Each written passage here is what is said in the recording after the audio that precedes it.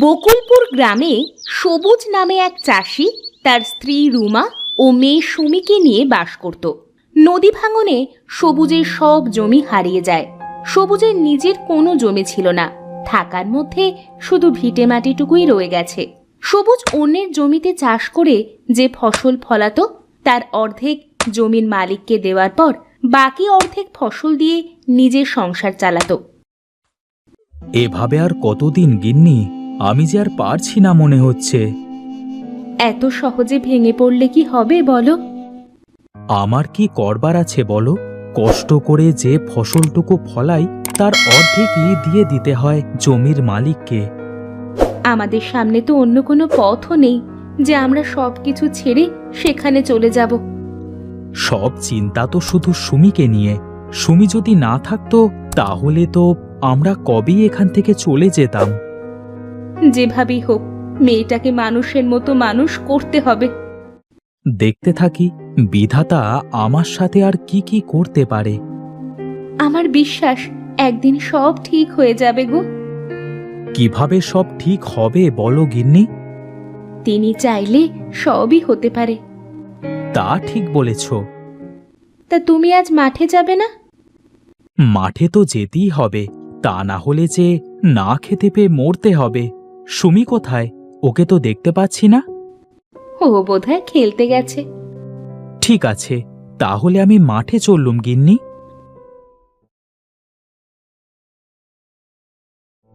সবুজ মাঠের দিকে চলতে শুরু করে। চলতে চলতে সবুজের অমলের সাথে দেখা হয়। কিরে সবুজ, এই কাঠফাটা রোদে কোথায় চললি? অনেক কাজ পড়ে আছে, মাঠের মধ্যে যাই একটু। আমার উত্তরের মাঠে 2 বিঘা জমি পড়ে আছে। দূরের মাঠ বলে চাষাবাদ করতে অসুবিধে হয়। তুই চাইলে আমার ওই জমিটা চাষ করতে পারিস। অত দূরের মাঠে চাষ করে ফসল ঘরে তোলাই তো দুষ্কর। এই জন্যই তো ওই জমিতে চাষ করা ছেড়ে দিয়েছি। এখন ভেবে দেখ, তুই যদি পারিস। ঠিক আছে অমল ভাই, আমি তোমাকে পরে জানাবো। তা তোর মেয়েটা কেমন আছে? হ্যাঁ, ভালোই আছে অমল ভাই। শুনলাম তোর মেয়েটা নাকি অনেক সুন্দর, আর লেখাপড়াতেও নাকি অনেক ভালো। সবই তোমাদের দোয়ায়। ঠিক আছে ঠিক আছে, মেয়েটাকে নিয়ে আসিস আমাদের বাড়িতে, কেমন?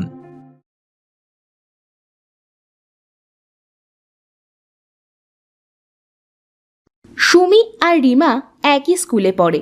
রিমা হলো অমলের মেয়ে। সুমি আর রিমা সব সময় একসাথে স্কুলে যায়। সুমি সব সময় হাসি খুশি থাকে। বাবা মা কষ্টে থাকলেও তারা কখনো সুমিকে বুঝতে দেয় না। এই সুমি, দেখ তো আমার নতুন জামাটা কেমন লাগছে। খুব সুন্দর হয়েছে। এই জামাটা আমার বাবা আমাকে কিনে দিয়েছে। বলেছে ভালো লেখাপড়া করলে প্রতি মাসে আমাকে একটা করে নতুন নতুন জামা দেবে। সে তো খুব ভালো কথা। সুমি আর রিমা গল্প করতে করতে স্কুলে যায়। সবুজ মাঠ থেকে বাড়ি ফেরে। কই গো গিন্নি, তাড়াতাড়ি দুমুঠো ভাত দাও দেখি। তুমি হাত মুখ ধুয়ে বসো, আমি খাবার নিয়ে আসছি।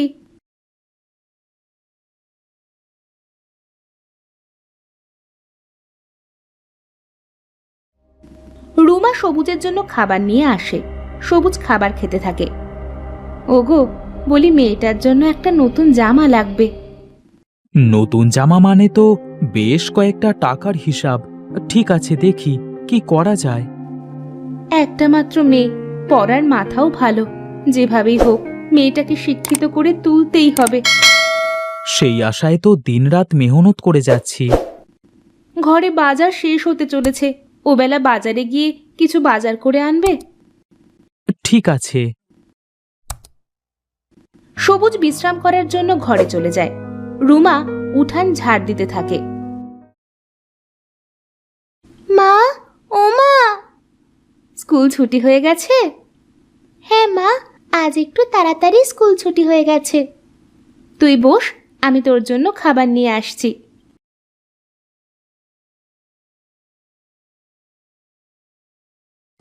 রুমা ঘর থেকে খাবার এনে সুমিকে খেতে দেয়। সুমি খাবার খেতে থাকে আর রুমা পাশে বসে সুমিকে বাতাস করতে থাকে। আচ্ছা মা, আমাদের নিজেদের কোনো জমি নেই কেন?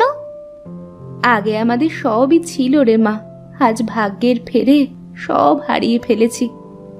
আমরা অনেক গরিব, তাই না মা? কে বলেছে আমরা গরিব? একদিন দেখবি আমাদের সব হবে, এজন্য তোকে মানুষের মতো মানুষ হতে হবে। আচ্ছা মা, ঠিক আছে। সবুজ ঘর থেকে বাহিরে আসে। কি গল্প হচ্ছে মামের? আমি বড় হয়ে অনেক বড় ডাক্তার হব বাবা। এজন্য তো তোমাকে মন দিয়ে পড়াশোনা করতে হবে মা। এত তাড়াতাড়ি তোমার ঘুম ভেঙে গেল? বাজারে যেতে হবে বললে, আমার সুমিমায়ের জন্য নতুন জামা আনতে হবে। নতুন জামা আমার জন্য? হ্যাঁ মা, তোমার জন্য তোমার বাবা নতুন জামা কিনে আনবে। কই গিন্নি, বাজারের ব্যাগটা দাও দেখি।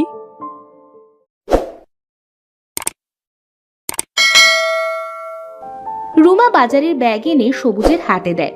সবুজ বাজারের দিকে চলতে শুরু করে।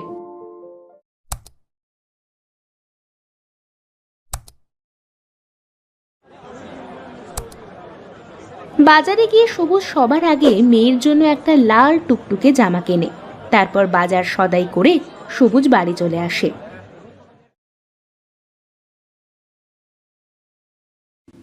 কই গো গিন্নি, কোথায় গেলে তুমি? এই তো আসছি। ধরো ধরো, বাজারের ব্যাগটা ধরো।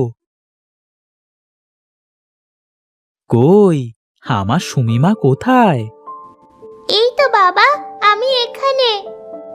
এদিকে আয় মা, দেখ তো জামাটা কেমন হয়েছে।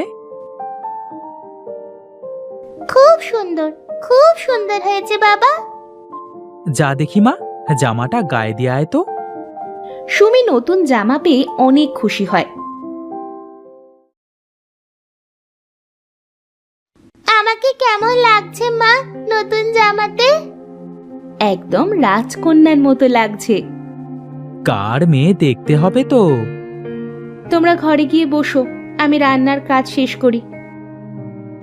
এভাবেই চলতে থাকে সবুজের ছোট্ট সংসার। ছোট সুমি আস্তে আস্তে বড় হতে থাকে। বড় হতে থাকে সবুজ আর রুমার স্বপ্ন। সুমি একদিন বড় ডাক্তার হবে, সবুজ আবার তার হারানো সম্পত্তি ফিরে পাবে। বাবা, কোথায় যাও তুমি? বাজারে যাই মা। কেন, তোমার কি কিছু লাগবে? আমার খুব করে কাঁঠাল খেতে ইচ্ছে করছে। ঠিক আছে মা, আমি বাজার থেকে আসবার সময় বড় দেখে একটা কাঁঠাল নিয়ে আসবো।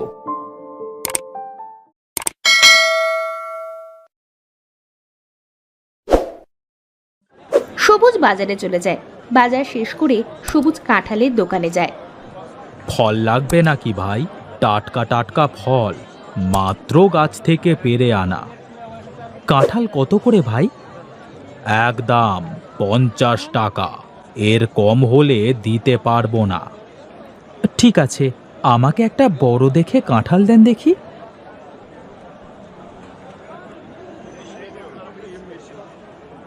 সবুজ কাঁঠাল নিয়ে বাড়িতে চলে যায়। রুমা, কোথায় গেলে তুমি? দেখো দেখো, আমার সুমিমায়ের জন্য কত বড় কাঁঠাল নিয়ে এসেছি। উমা, কত বড় কাঁঠাল!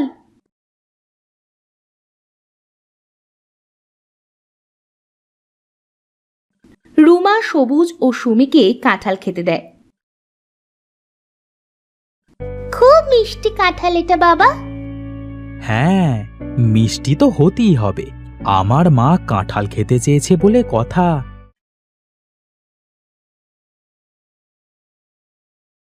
কাঁঠাল খাওয়া শেষ করে সুমি কাঁঠালের কয়টা আঁটি বাড়ির পাশে লাগিয়ে দেয়।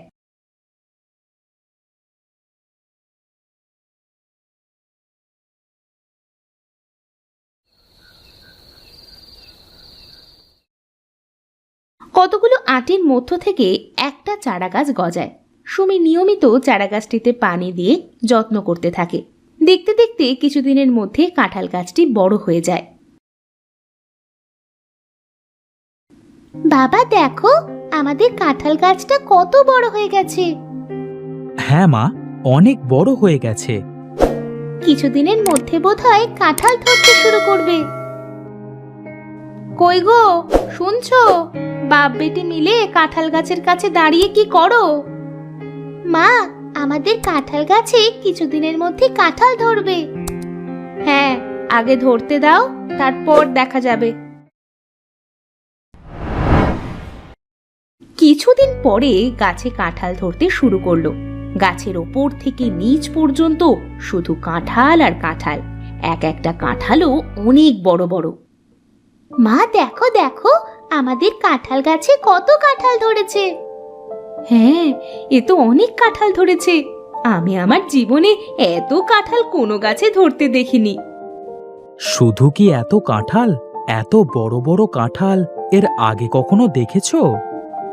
সত্যি, কাঁঠালগুলো অনেক বড় বড় হয়েছে। আমাদের গাছে কয়টা কাঁঠাল ধরেছে একবার গুনে ফেলো তো মা। সুমি গাছের কাঁঠাল 1-2 করে গুনতে শুরু করে। গাছে 100টি কাঁঠাল ধরেছে। এত বড় বড় কাঁঠাল, তার উপর 100টা, এ যেন কারো বিশ্বাস হওয়ার কথা না।